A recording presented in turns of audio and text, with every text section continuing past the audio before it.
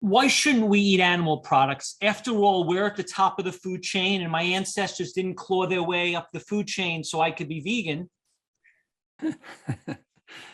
Right. Like people think like they personally work their way to the top of the food chain, so they or well, that's almost too comical when people actually say that. But if we, I think a good way to approach that is just looking at our physiology. We don't have the physiology of a lion. We don't have the hardness of the teeth and the saliva and the digestive tract and the circulatory system and so forth, and really kind of look at that. And we don't have the yearning when we see a little squirrel or something to rip it apart and have the hot blood in our mouth. We just don't have, this is not who we are. So our entire psychology in many ways has been hijacked to make us think that we're carnivorous and that we have this eye that looks to try to kill and harm others. I mean, it's a very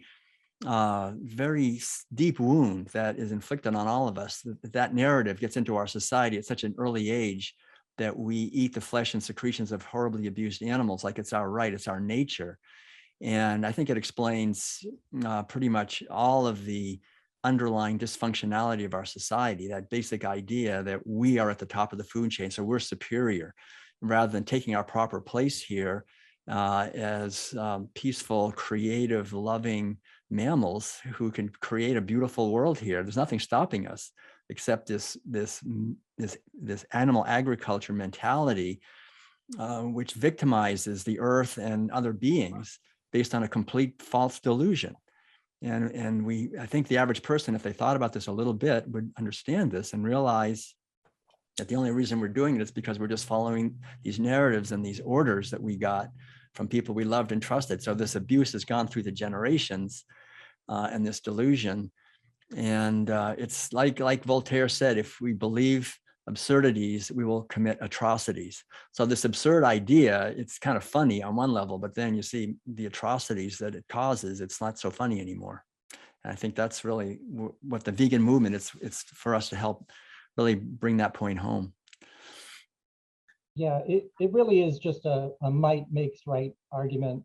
And I mean, if you think about it, sometimes it's like just to look at the argumentation, not comparing the animals and humans exactly, but just looking at the argumentation behind it, sometimes it's useful. So like, that it's like saying my male ancestors didn't become the dominant gender so that I could be against sexism. It's like this total awful mentality. And I agree with Will. It's at this point it should be comical, and surprisingly it's not. And I would say that I think it's probably not a leap to assume that most people want a better world for their children, their grandchildren, their future descendants, and probably they would want to phrase it as, my ancestors didn't struggle to survive so that we could still be making uneducated, might makes right, glorification of violence, bully type arguments talking about food chains. I want to add just a little bit to that and say that there is a strong religious perspective many people hold that man was given dominion over the earth or over the animals, and some people interpret that to mean that we should do with the animals and the earth as we wish, including desecrate and defile and torture and destroy and abuse if that's what we wish. And another interpretation might be that if you follow that perspective, that we have a moral and ethical responsibility to be stewards, to be caretakers for creation itself, that we have a responsibility to, if I have a couple of sons and one of them's older, and I say, hey, you're in charge for the night, I'm going out, I don't expect that I'm going to come back and find out that the older son, tortured and killed and ate his brother. I'm expecting that he's going to have taken care of him. And so if we do hold ourselves that our brains and our intellect and our evolutionary capacities give us unique capacities and skills to be stewards, to be caretakers, that I think carries with it a responsibility to be stewards of creation, not to be destroyers of creation. And this relates to the fundamental worldview of human beings. Are we here to control, dominate, and exploit? Are we cancers on the earth, or are we participants and co-creators and stewards of a living web of life, of which we are a participant and to which we have a responsibility? Will, you have a chapter in the World Peace Diet book called The Dominance of the Feminine. Please explain this. Yeah, actually, the word is the domination of the feminine. And it's important, I think, for us to understand that animal agriculture is not merely, as most of us think of it, humans dominating animals. It's more accurately, it's male humans dominating female animals. That's really what it is at the core. You couldn't have animal agriculture without breeding them. Breeding is the heart and soul of animal agriculture. You got to impregnate them against their will, steal their babies and kill their babies, and impregnate them again, and steal the babies and kill the babies again, and then kill them. So it's a rape and kill operation at its heart. It's extremely, I don't know any other word, but demonic. I mean, it's when we really look deeply into animal agriculture, that how we have to harden our hearts to commit sexual abuse on female animals. And of course, now with the way it's done now, you gotta abuse the males to get the sperm to put in the sperm gun. And, it's total perversion, but it's based on the domination of female animals and the exploitation of their reproductive cycles, and the killing and sexual abuse of children, based in animal terms. These animals are very young when they're abused sexually. They just barely, can do anything, because you don't want to feed them before you start making money from them. So everything is pushed ahead. So it's an abuse, sexual abuse of females and children, and we're paying for it when we pay for animal foods. We're eating it.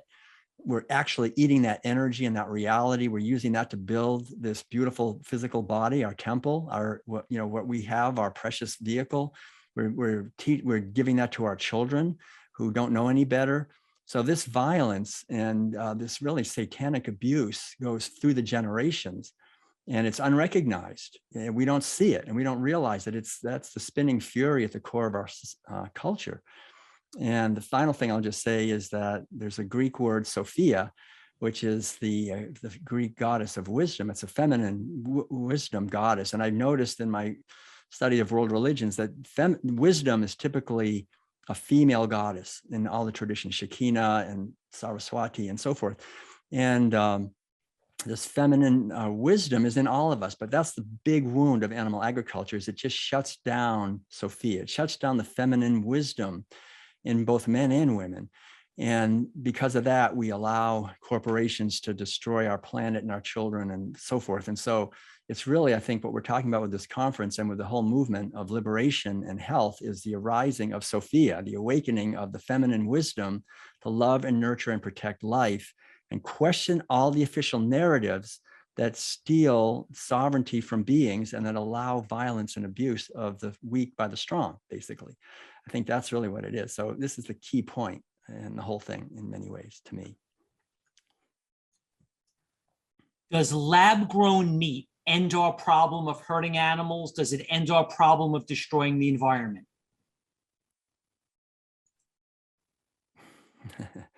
Well, I mean, does anyone want to take that one? I would just say no. I mean, I think we have, we're being tempted by I think forces that are invading the vegan movement. I mean, like, we've been working for decades to try to help promote veganism, and we're making some traction. And now we've got the pharmaceutical chemical factory food complex that wants to come in and feed people foods that'll make them sick, right? They make money on sick people. They don't make money on healthy people.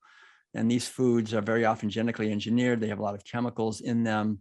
The research shows that they take a huge amount of energy to run. They're using bovine growth serum, which is horrific. It comes from baby calves that are taken from their mothers, from dairies to grow this stuff. So I think there's ethical problems with it. And we have wonderful plant-based foods that can feed all of us healthy. We have beans and vegetables and grains and nuts and seeds and fruits. And we don't need to be eating foods coming from a factory, which are filled with chemicals and toxins and will keep us sick, because if we're sick, we're not empowered. So I'm not really in favor of it. I think we should eat real food. Yeah. I'll just say, I'll just add a bit to that. And I feel like, you know, I have, it's kind of like I have two sides to this. I've got, you know, I agree with Will on a lot of what he just said. And I also have this practical side where I want to have a lot of tools in the toolbox, you know, where I want to have as fast as we can, a huge reduction in suffering of animals. So I'm really on the fence with this one.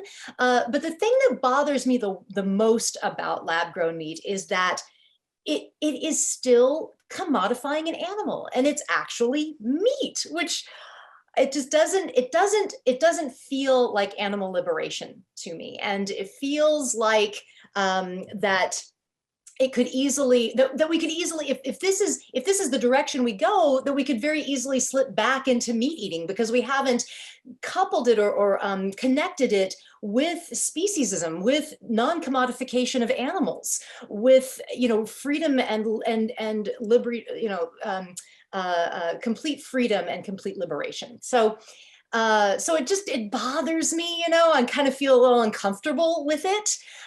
Still trying to gather as much information as possible about it, but yeah, have some definite reservations and questions about it. And also, there's so many other amazing technologies, like the fermentation technology, things like that, that can also replicate meat, that are much easier and that are just as tasty. So I don't know, why are we putting our energy into something that is actually meat? It just doesn't feel right. I'm gonna, I mean, I agree with a lot, but also disagree. Like, I agree, obviously, you know, the perfect world is we already know what to eat, and we should, and yes, it doesn't immediately solve the entirety of you know, animal exploitation. But if you look at the numbers, the vast majority of animal exploitation comes from eating animals. All of the other things are tiny compared to that. So if you have a scientific way that becomes successful, takes the animal completely out of the equation, which I don't know that they are there yet, but suppose they do get there, then that could have a knockoff effect, because in the short term, it just wipes off all of this exploitation. And in the longer term, that's the main thing that is holding back the public of taking in animal rights ideas. Right now, a lot of them are not ready, because they're doing it themselves and they're not ready to give it up. And if we are able to give them some way that they give it up, they have no more intellectual blockage there. And so I think that, like, I have no idea which way it'll go. And yes, in a perfect world, you know, why, like, we're 90-something% there with plant meat, so why isn't that good enough? But apparently it isn't for a lot of people. So for me, it could be something, and I wouldn't want to rule it out. And it could be something really definitive that we could turn to our favor. Super quick, I just say it's probably more ethical. Animals aren't being tortured and killed in the process. We don't know yet if it's more or less sustainable. It depends how it's produced. I will say, by the way, the caveat to the more ethical part is if they're using bovine, you know, if they're taking baby calves to make it, that's not ethical in any way, shape, or form. But if it's truly meat-free, then it could be. However, health-wise, it's sort of by definition no improvement. And I want healthy, ethical, and sustainable food for all. And the sustainability piece is sort of the jury's out. It depends what the raw materials are and how it's produced. And, you know, humans have an incredibly long-standing reputation for taking beautiful natural systems and somehow making them worse. You know, so I'm not inherently trusting of this technology, but I'm also aware that we're in a crisis for our health and our planet, and anything that works, I'm open to. I'd have to be proven, though. I'd have to be convinced. What's wrong with eating fish? It seems natural.